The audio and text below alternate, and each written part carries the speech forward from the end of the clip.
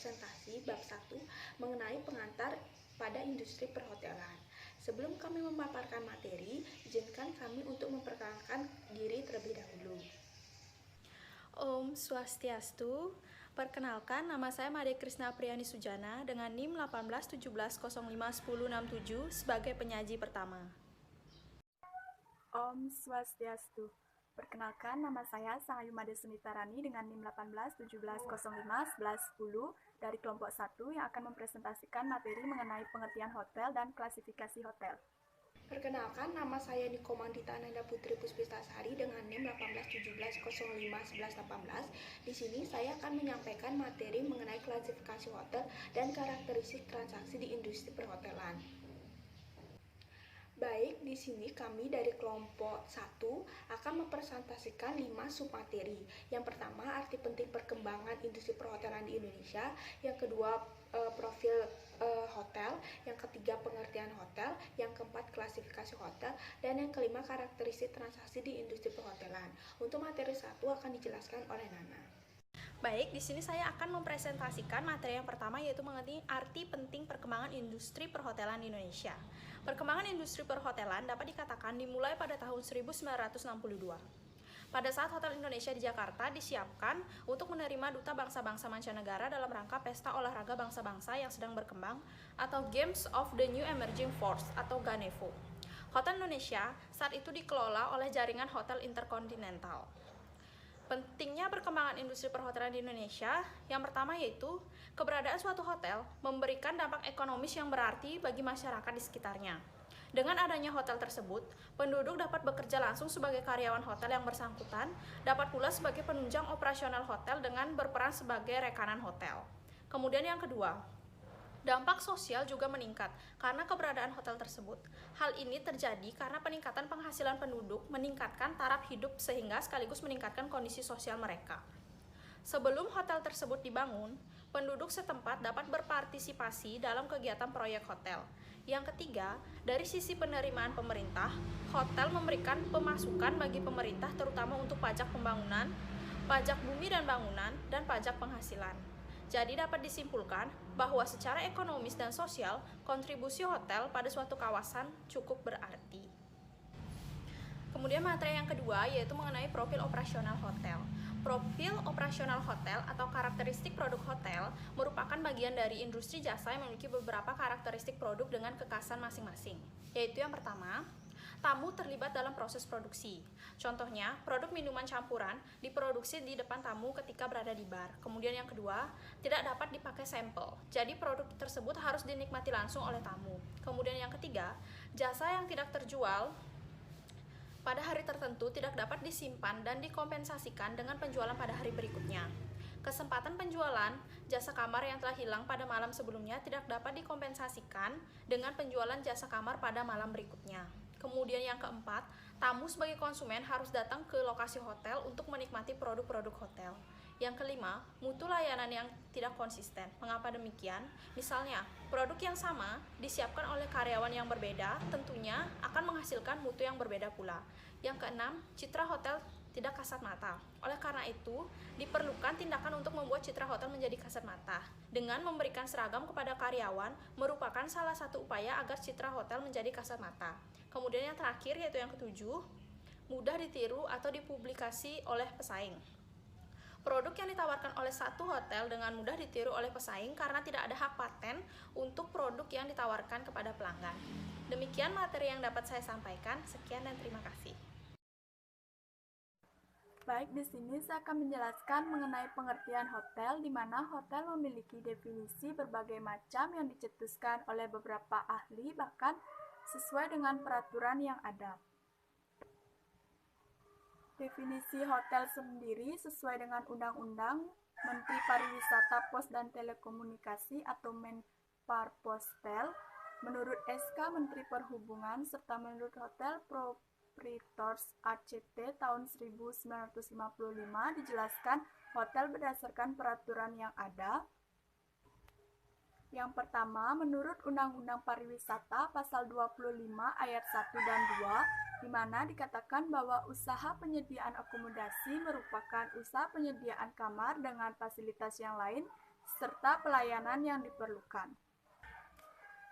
Usaha penyediaan setiap jenis akomodasi sebagaimana dimaksudkan dalam pasal 1 dibedakan atas kriteria yang disusun menurut jenis dan tingkat fasilitas yang disediakan. Dan yang kedua yaitu menurut Menteri Pariwisata, Pos dan Telekomunikasi bahwa hotel adalah jenis akomodasi yang mempergunakan sebagian atau seluruh bangunan untuk menyediakan jasa penunjang makanan dan minuman dan jasa penunjang lainnya yang dikelola secara komersial. Yang ketiga yaitu menurut SK Menteri Perhubungan nomor 24/11/1970 dikatakan bahwa hotel adalah perusahaan yang menyediakan jasa dalam bentuk akomodasi serta menyediakan hidangan dan fasilitas lainnya yang memenuhi syarat kenyamanan dan bertujuan komersil dalam SK Menteri Perhubungan nomor PM.PW.301/PHB 77 tahun 1977 dikatakan bahwa hotel adalah suatu bentuk akomodasi yang dikelola secara komersil untuk memperoleh pelayanan dan penginapan berikut makanan dan minuman. Dan yang terakhir yaitu menurut Hotel Proprietors ACT tahun 1955 dikatakan bahwa hotel adalah perusahaan yang dikelola pemiliknya dengan menyediakan pelayanan, makanan, minuman, dan fasilitas kamar dengan pelayanan yang diterima tanpa adanya perjanjian khusus. Adapun beberapa aktivitas yang dilakukan oleh manajemen hotel untuk mencapai sasaran laba yang direncanakan yaitu pertama, mengadakan pelatihan bagi karyawan dan staf sehingga dapat memenuhi tingkat pelayanan yang diharapkan oleh tamu. Yang kedua yaitu mengadakan kegiatan promosi dan pemasaran, pengendalian biaya operasional, pengendalian lingkungan fisik hotel, dan aktivitas-aktivitas lainnya. Selanjutnya, saya akan menjelaskan materi mengenai klasifikasi hotel, di mana pengklasifikasian bertujuan untuk menciptakan persaingan bisnis yang sehat, memberikan panduan bagi kamu tentang harga dan fasilitas, serta pelayanan yang diberikan oleh hotel pada klasifikasi tertentu. Klasifikasi tertentu berdasarkan surat keputusan Menteri Pariwisata, Pos dan Telekomunikasi nomor KM 37/304/MPPT.86 mengenai peraturan usaha dan penggolongan hotel.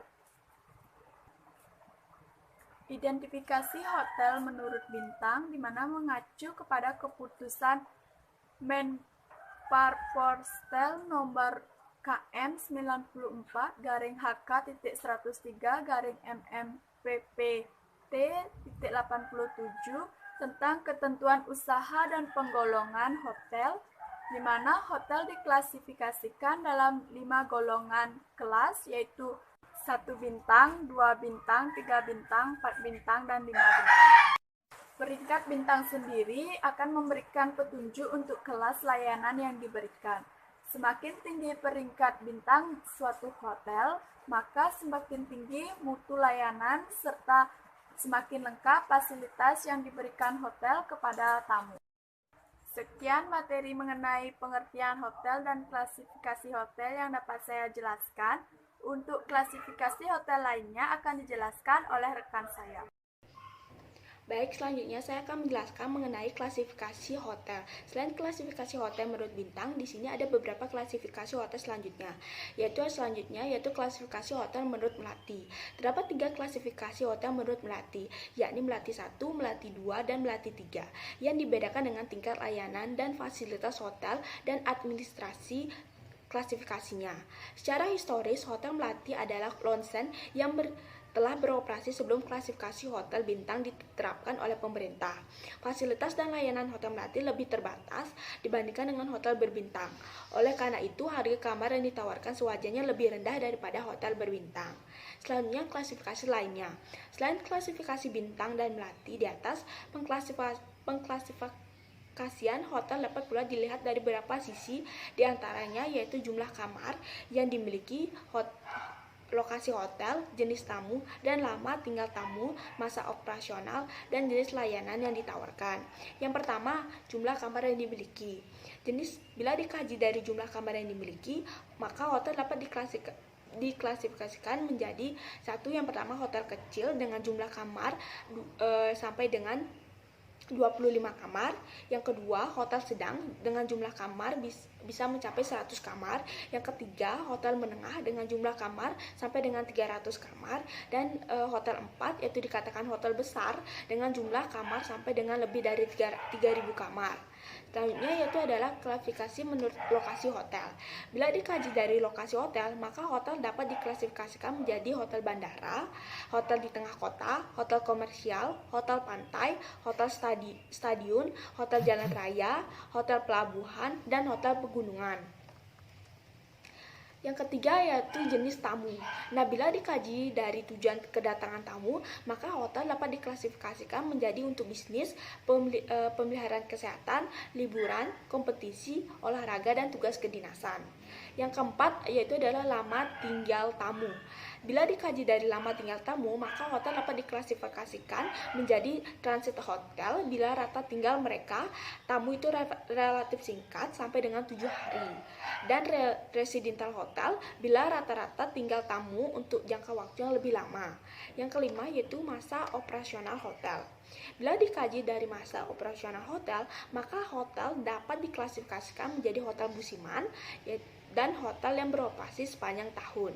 Dan yang terakhir yaitu adalah jenis layanan yang diberikan. Bila dikaji dari jenis layanan yang diberikan, maka hotel dapat diklasifikasikan menjadi deluxe, yakni memberikan layanan yang lengkap dan istimewa kepada tamu, serta ekonomi hotel yang memberikan layanan yang terbatas pada tamu.